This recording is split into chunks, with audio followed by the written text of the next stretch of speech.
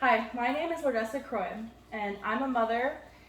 And while I've been raising my daughter, I've had to deal with my fair share of tantrums and still do. But I've learned different tips on how to better handle them while helping my daughter be the best version of herself. And if you've ever experienced that foot stomping, clenched fist, and crying child, then let me help you. There's nothing easy about parenting, and every child, parent, and family will be different from the next. But one thing that is for certain is that at a young age, every child will have a tantrum or a meltdown. So knowing how to deal with them and prevent them is so important for both of you. I'm going to discuss specifically about a parenting method called positive parenting. First, it's important to understand that tantrums are not bad behavior. According to an article in Positive Parenting Connection, Miss Brill states that tantrums are just emotional outbursts, not naughty behavior, meaning that they got frustrated because they couldn't communicate how they're feeling or about what they want, or maybe just from sensory overload. Take my 3-year-old daughter, for example. When she gets introduced to a big group of people, she tends to have a tantrum at some point throughout that meeting because she gets overwhelmed with all the new people that she's meeting. And she gets frustrated that she can't tell me or other people that she just wants some space. So in that case, it's important to see those signs and learn how to talk to that child without getting angry and then quickly resolving the issue. So to solve these tantrum problems using positive parenting method, it's important to know that the most crucial part would be to stay calm. As you know, tantrums are from frustration. And as adults, when we get frustrated, we tend to lash out and we don't want to be around other people usually.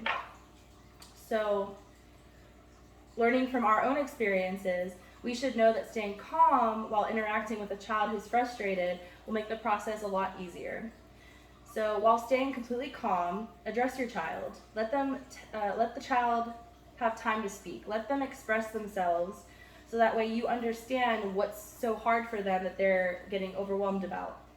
After they're done expressing these emotions, then go ahead and comfort them. Tell them that it's going to be okay and that speaking to you was a great way of fixing the problem.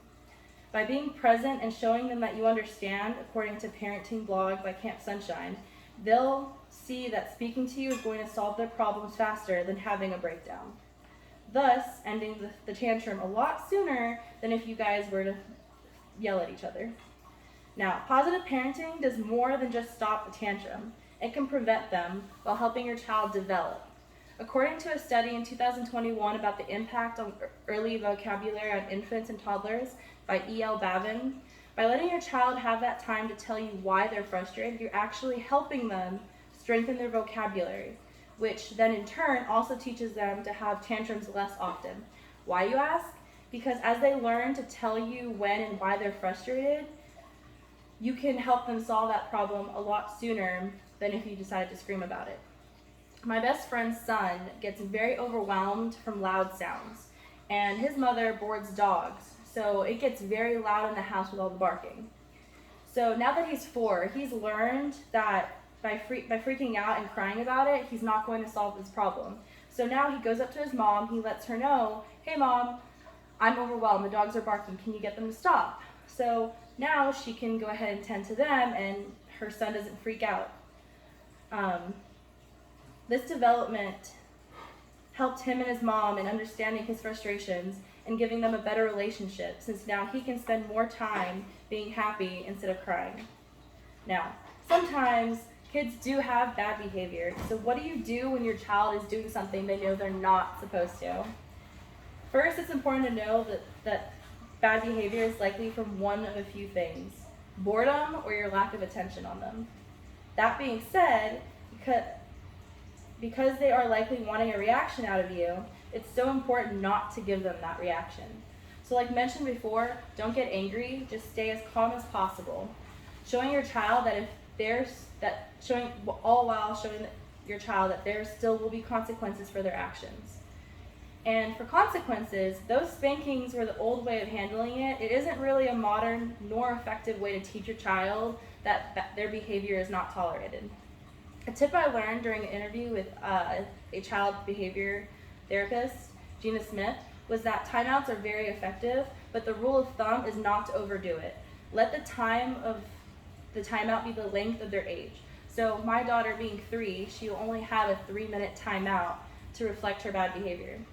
And eventually, with consistency, she'll learn that that bad behavior will not be tolerated and it'll happen less often. Overall, positive parenting is just guiding your child without aggravating the situation. You can't fight fire with fire, so stay calm, show them that it's okay to show emotion, but it's not okay to make a scene. Show them that the best way to feel better is by talking it out, reflecting, and just taking the time to calm down themselves. These methods worked wonders for me and my 3-year-old, and now she'll openly tell me when she's upset or mad for the most part.